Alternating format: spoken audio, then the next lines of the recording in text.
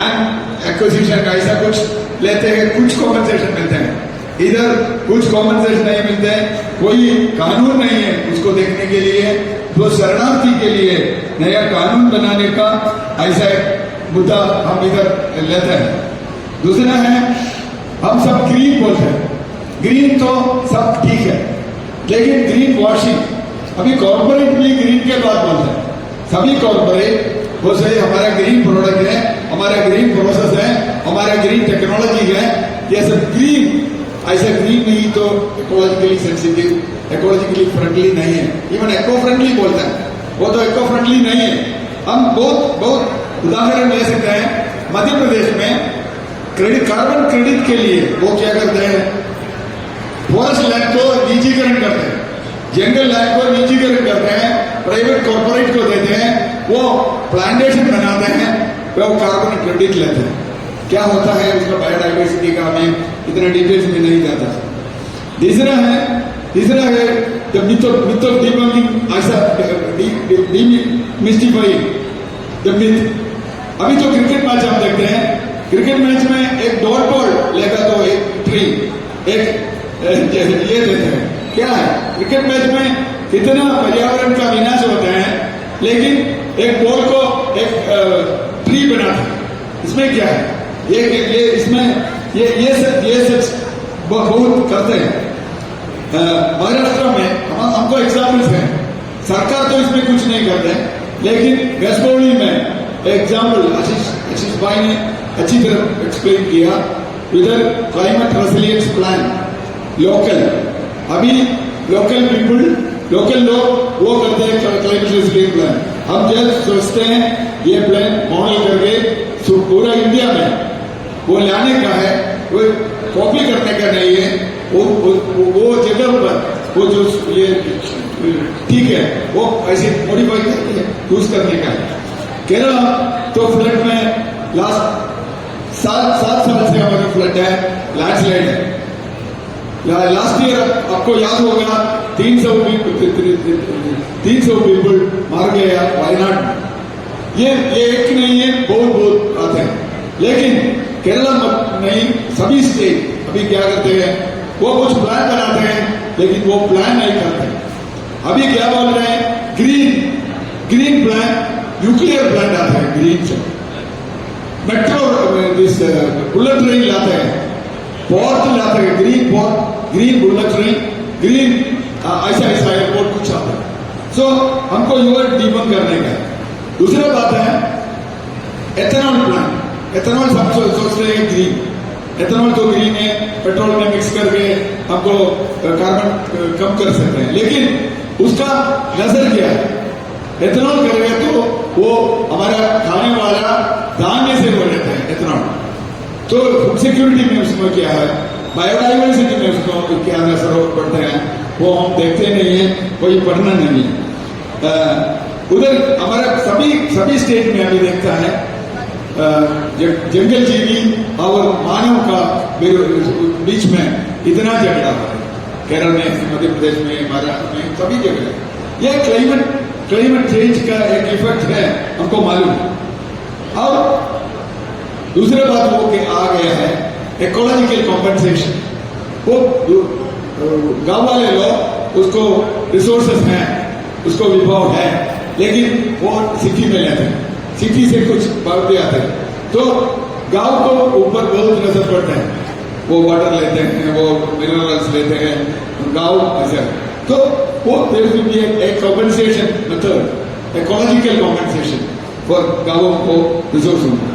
No go zones, I am just saying the bullet point, no go zones, no development zone. So ऐसा है हमारा सियासत में, coastal line में सियासत में नो डेवलपमेंट जोन है, ऐसा नो गो जोन हमको चाहिए सभी इकोलॉजिकली सेंसिटिव एरिया में। अब फॉरेस्ट होगा, ग्लेशियर्स होगा, रिवर बेड होगा, मैंग्रोव्स होगा, अंडमान निकोबार जैसे लक्षद्वीप जैसे जगह होगा, उधर this no go zone should be there. Last में बाकी अनुमोल देगा, लास्ट में just like forest right act, जंगल के अधिकार जैसे कोस्टल राइट एक्ट होने का है, हमारे कोस्टल एरिया में मछुआरे को उसको राइट होने का है, वो कोस्टल आदिवासी को जो ऐसा कोस्टल राइट एक्ट होने का है। अब बाकी सब मेरा साथी बोलेंगे। धन्यवाद।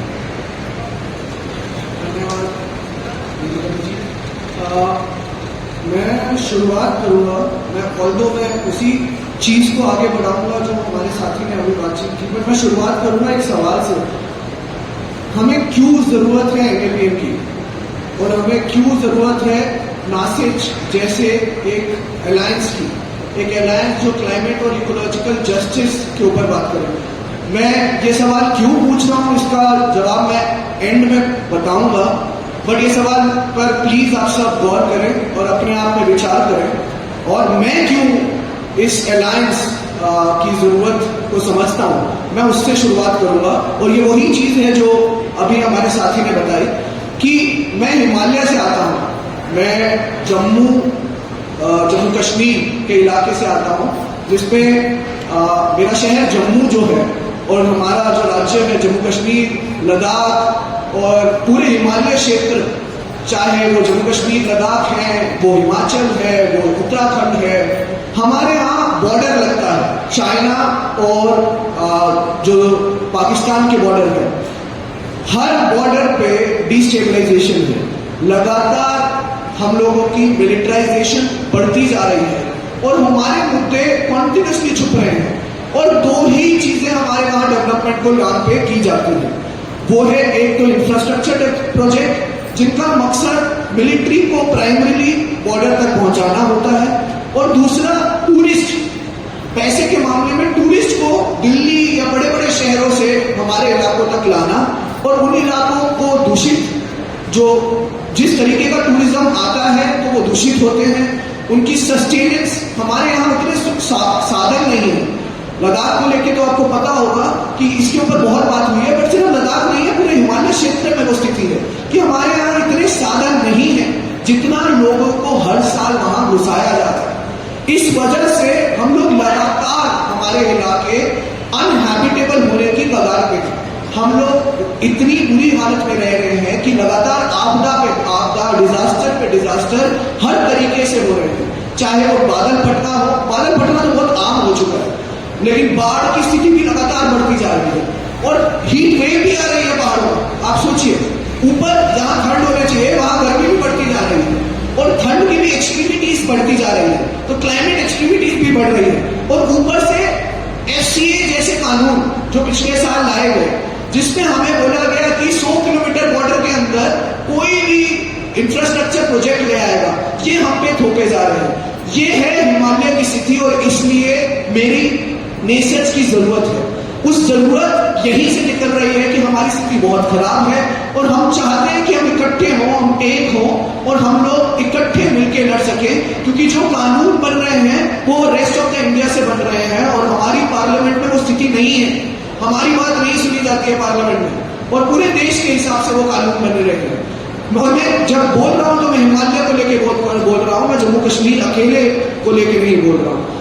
इसके अलावा मैं पार्लियामेंट से ही बात करूं तो बजट, जो हमारी ग्रुप में भी चर्चा हुई कि बजट और लेजिस्लेशन में जो लेजिस्लेटिव डिस्कोर्स है उसमें कहीं भी पर्यावरण जो विनाश हो रहा है या जो बदलाव हो रहे हैं, जो क्लाइमेट क्राइसिस हो रहा है, उसका कोई नामो निशान ही नहीं, ना बजट में ना ये। लेकिन आप जब इंटरनेशनल फोरम में जाके देखें तो ये सिर्फ पर्यावरण पर्यावरण पर्यावरण बोलते जा रहे हैं, climate crisis climate crisis climate crisis, और पैसा आ रहा है उसके नाम पे, लेकिन वो कहां जा रहा है, किस पे जा रहा है, हमें नहीं पता। आप सोचिए, इथेनॉल से ये इंपोर्ट बचा रहे हैं और बोल रहे हैं कि हम लोग ग्रीन पेट्रोल करेंगे हम लोग, लेकिन पैसा तो ये कम कर नहीं है पेट्रोल का।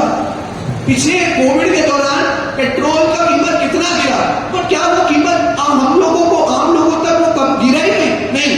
जब यही चीज यूरोप में की गई, जब यही चीज यूरोप में की गई तो तब वहां पे इसको लेके पैसे को ट्रांजिशन में लगाया गया, वो यहां नहीं हो रहा है, यहां बस उसको बजट में ही डाल के कहीं और डाला जा रहा है। उसके अलावा होलिस्टिक डेवलपमेंट की बात हुई कि हम लोग जो होलिस्टिक, हमारी जो डेवलपमेंट है वो इकोनॉमिक आधार पे ना हो, ना उसकी मांग हो समाज के द्वारा, ना वो उसका डिस्कोर्स हो, उसकी एक डायरेक्शन हो सरकार के द्वारा। इस चीज के ऊपर हमारे जैसे जो NAPM जैसा एक बड़ा समूह है उसको काम करने की जरूरत है। चौथी चीज जो सबसे इंपॉर्टेंट है वो रिवर लिंकिंग प्रोजेक्ट है।